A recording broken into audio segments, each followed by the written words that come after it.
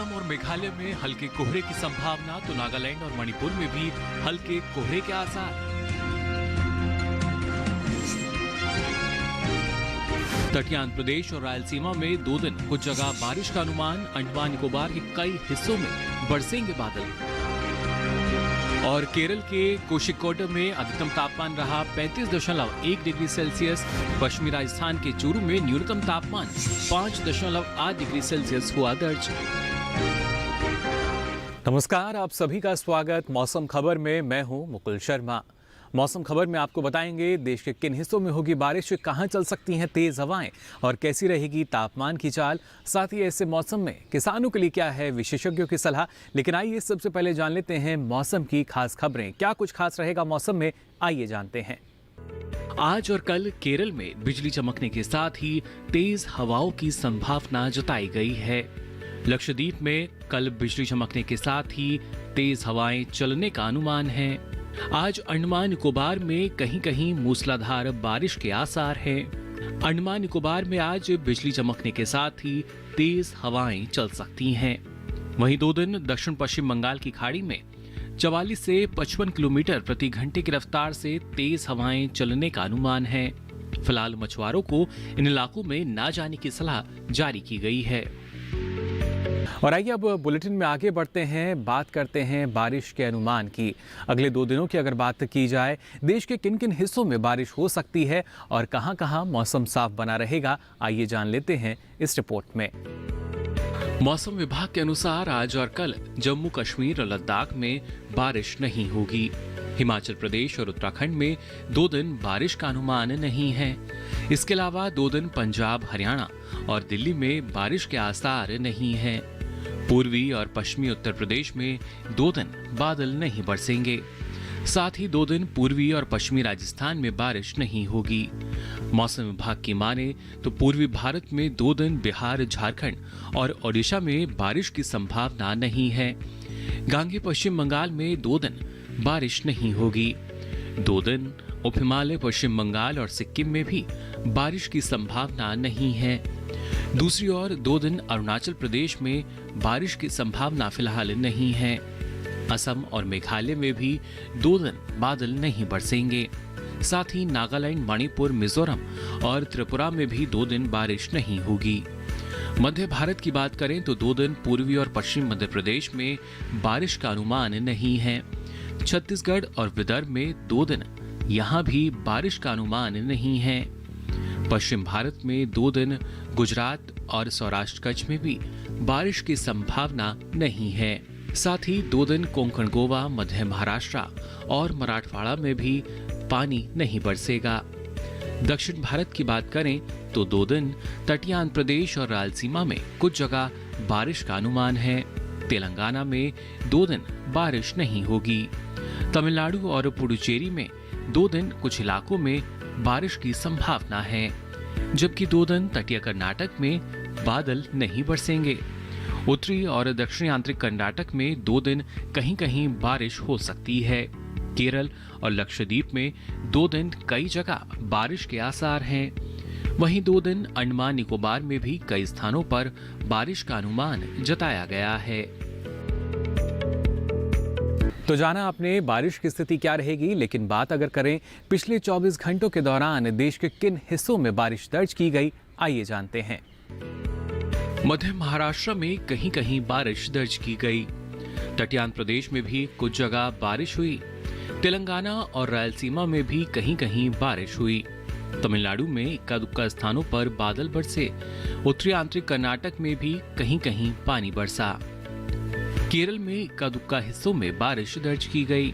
अंडमान निकोबार के कुछ इलाकों में भी बारिश हुई। तो ये तो बात हुई बारिश की स्थिति की। अब आइए जायजा लेते हैं तापमान की स्थिति का। खासतौर से अधिकतम और न्यूनतम तापमान की बात की जाए, यानी किस राज्य में रहा सबसे अधिक तापमान और कहाँ रहा सबसे कम, बताएंगे आपको बाकी राज्यों का भी हाल। लेकिन आइए सबसे पहले जायजा लेते हैं अधिकतम तापमान की स्थिति का। ओडिशा में कहीं कहीं अधिकतम तापमान सामान्य के मुकाबले 3 से 5 डिग्री सेल्सियस अधिक दर्ज किया गया। झारखंड में कई स्थानों पर अधिकतम तापमान सामान्य के मुकाबले 1.5 से 3 डिग्री सेल्सियस ऊपर रहा। केरल के कुछ हिस्सों में भी अधिकतम तापमान सामान्य के मुकाबले 1.5 से 3 डिग्री सेल्सियस ऊपर रहा। हालांकि इसके विपरीत मध्य महाराष्ट्र में कहीं कहीं अधिकतम तापमान सामान्य के मुकाबले 5 डिग्री सेल्सियस नीचे यानी कम दर्ज किया गया। इसके साथ ही तटीय आंध्र प्रदेश के इलाकों में भी अधिकतम तापमान सामान्य के मुकाबले 3 से 5 डिग्री सेल्सियस नीचे रहा। गुजरात में कुछ जगह अधिकतम तापमान सामान्य के मुकाबले 1.5 से 3 डिग्री सेल्सियस नीचे रहा। देश के मैदानी इलाकों में सबसे अधिक तापमान केरल में दर्ज किया गया। केरल के कोषिकोड में अधिकतम तापमान 35.1 डिग्री सेल्सियस दर्ज हुआ। तो जाना आपने अधिकतम तापमान का हाल। अब आगे बढ़ते हैं, बात करते हैं न्यूनतम तापमान की। मराठवाड़ा में कुछ स्थानों पर न्यूनतम तापमान सामान्य की तुलना में 5 डिग्री सेल्सियस अधिक रहा। जम्मू कश्मीर में कहीं कहीं न्यूनतम तापमान सामान्य की तुलना में 3 से 5 डिग्री सेल्सियस अधिक दर्ज किया गया। छत्तीसगढ़ में कई जगह न्यूनतम तापमान सामान्य की तुलना में 1.5 से 3 डिग्री सेल्सियस ज्यादा रहा। इस बीच देश के मैदानी इलाकों में सबसे कम तापमान पश्चिमी राजस्थान के चूरू में दर्ज किया गया। यहाँ तापमान 5.8 डिग्री सेल्सियस रहा। तो देखिए आपने तापमान, बारिश, इसके साथ साथ तेज हवाओं की स्थिति अगले 2 दिन क्या रह सकती है। फिलहाल मौसम खबर में यहाँ वक्त हो चला एक छोटे से ब्रेक का। जल्द हाजिर होंगे, आप बने रहिए दूरदर्शन किसान पर।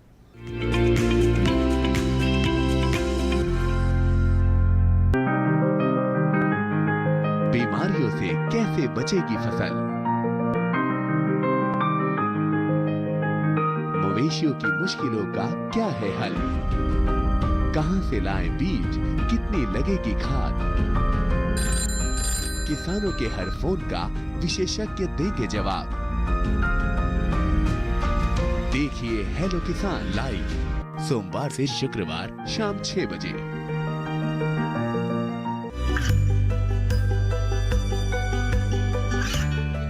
गांवों और पिछड़े क्षेत्रों में सरकारी योजनाओं की जानकारी पहुंचा। देश में कौशल और क्षमता विकास कर ग्रामीणों को सामाजिक बदलाव और विकास से जोड़ने की दूरदर्शन किसान की पहल चौपाल चर्चा देखें सोमवार से शुक्रवार सुबह 9 बजे।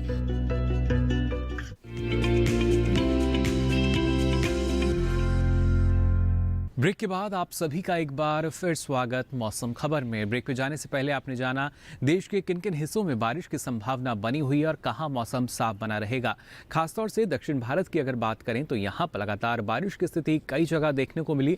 ऐसे में किसान जो हैं कौन कौन से कृषि कार्य यहां कर सकते हैं, यानी कई ऐसी फसलें हैं जिनकी बुआई का समय है और कुछ की रोपाई भी किसान इस समय कर सकते हैं, और किस तरीके से बेहतर समय पर सही कृषि कार्य करके किसान अच्छी उपज ले सकते हैं, आइए जान लेते हैं इस रिपोर्ट में।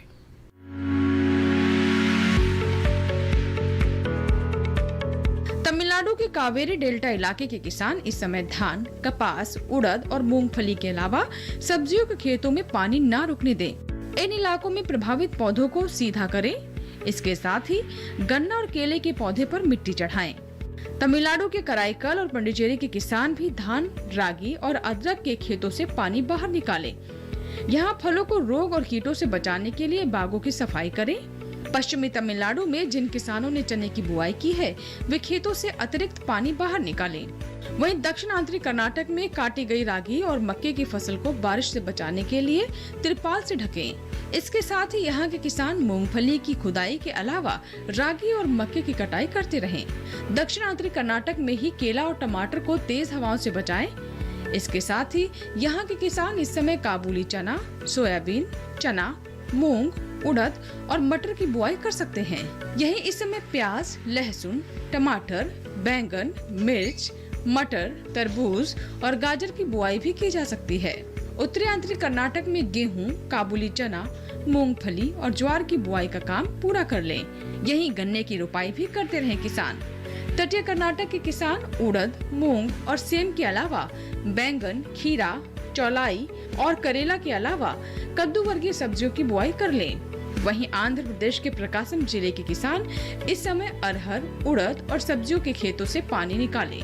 वहीं आंध्र प्रदेश के नेल्लोर जिले में भी मूंग और उड़द के खेतों में पानी न रुकने दें। इसके अलावा तेलंगाना के किसान भी अरहर, काबुली चना और सब्जियों के खेतों से पानी बाहर निकालें। इसके साथ ही यहाँ काटी गई फसलों को सुरक्षित स्थान पर रखें।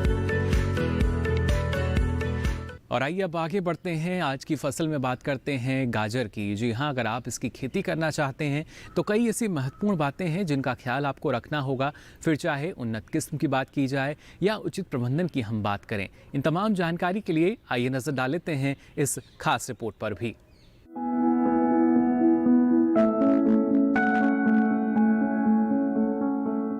गाजर की खेती के लिए बलुई दोमट और दोमट मिट्टी सबसे अधिक ठीक रहती है।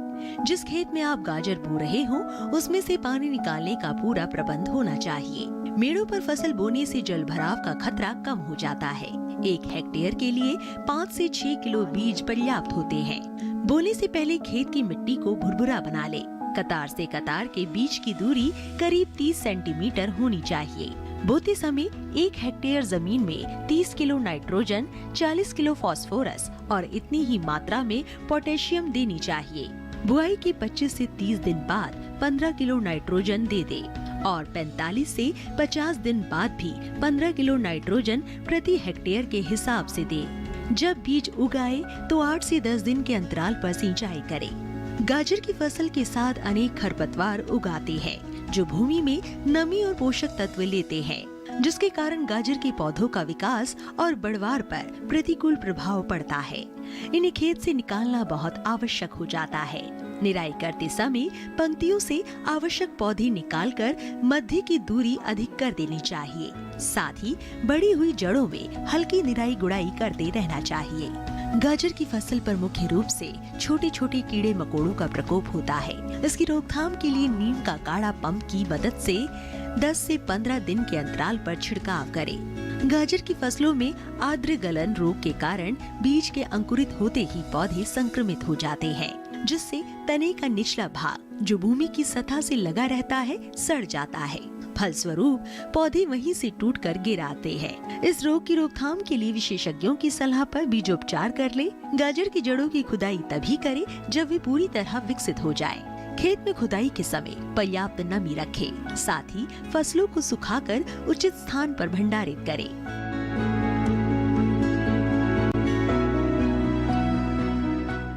तो जाना आपने गाजर की सफलतापूर्वक आप खेती कैसे कर सकते हैं। अब आगे बढ़ते हैं और आपको बताते हैं मौसम के लिहाज से अरुणाचल प्रदेश और मणिपुर के किसान कौन कौन से कृषि कार्य कर सकते हैं। अरुणाचल प्रदेश में आलू की रोपाई जारी रखें। अरुणाचल प्रदेश में मटर और मक्के की बुआई किसान करते रहें। साथ ही अरुणाचल प्रदेश में किसान धान की कटाई कर लें। इसके अलावा अरुणाचल प्रदेश के किसान सरसों में आवश्यकता अनुसार हल्की सिंचाई करें। वहीं मणिपुर में किसान खरीफ धान की कटाई जारी रखें।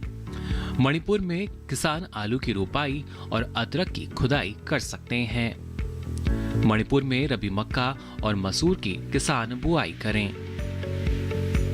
साथ ही यहां किसान 45 से 60 दिन हो चुके प्याज के पौध की रोपाई कर सकते हैं। इसी के साथ ही मौसम खबर में यहाँ वक्त हो चला एक और छोटे से ब्रेक का। ब्रेक से लौटेंगे तो आपको बताएंगे मौसम से जुड़ी कुछ और खास जानकारी। आप बने रहिए दूरदर्शन किसान पर।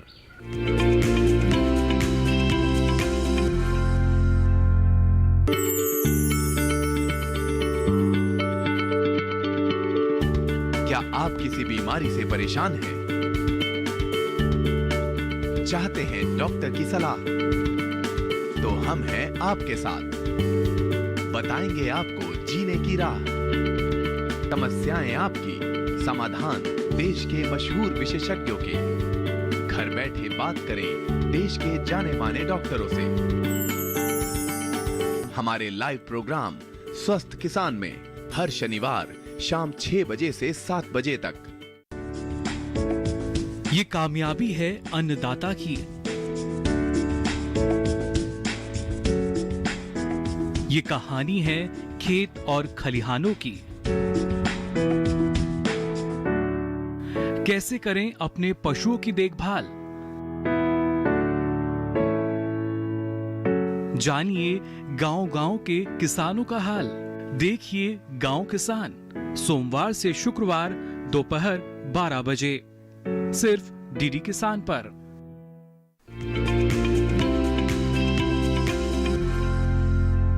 ब्रेक के बाद आप सभी का एक बार फिर स्वागत मौसम खबर में। अब चलिए आगे बढ़ते हैं और आपको बताते हैं मौसम के लिहाज से अगर बात की जाए मेघालय की या त्रिपुरा की, जो हमारे उत्तर पूर्वी राज्य हैं, यहाँ पर किसान कौन कौन से कृषि कार्य कर सकते हैं, आइए देखते हैं। असम के पहाड़ी इलाकों में गोभी वर्गीय सब्जियों की किसान रोपाई कर सकते हैं। साथ ही पहाड़ी इलाकों के किसान दलहनी और तिलहनी फसलों की बुआई भी कर लें। वहीं असम के पहाड़ी इलाके में बोरो धान की किसान नर्सरी लगा सकते हैं, जबकि असम के निचली ब्रह्मपुत्र घाटी इलाके में आलू की रोपाई करें। मेघालय में गोभी वर्गीय सब्जियों की रोपाई करें। मेघालय के निचले इलाके में खरीफ धान की किसान कटाई कर लें। मिजोरम में धान, तिल और सोयाबीन की कटाई करें। साथ ही मिजोरम में प्याज और लहसुन की नर्सरी किसान लगा सकते हैं। त्रिपुरा में गोभी वर्गीय सब्जियों की रोपाई जारी रखें। इसके साथ ही त्रिपुरा में ही किसान आलू की रोपाई का काम कर सकते हैं। और आइए अब बुलेटिन में आगे बढ़ते हैं, बात करते हैं मौसम की खास खबरों की। मौसम में क्या कुछ खास रहेगा, किन किन हिस्सों में तेज हवाएं चलने की संभावना जताई गई है, आइए जानते हैं। 2 दिन असम और मेघालय में कहीं कहीं हल्के कोहरे के आसार हैं। नागालैंड, मणिपुर, मिजोरम और त्रिपुरा में भी 2 दिन हल्का कोहरा छा सकता है। अगले 2 से 3 दिनों के दौरान तापमान में गिरावट आ सकती है। पूर्वी और उत्तर पश्चिम भारत में 2 से 3 डिग्री तक तापमान गिर सकता है। अगले 2 से 3 दिन मध्य भारत में न्यूनतम तापमान स्थिर रहेगा। 3 से 4 दिनों में देश के बाकी हिस्सों में भी तापमान में स्थिरता रहेगी। और अब चलते चलते नजर डालते हैं देश के प्रमुख शहरों के तापमान पर।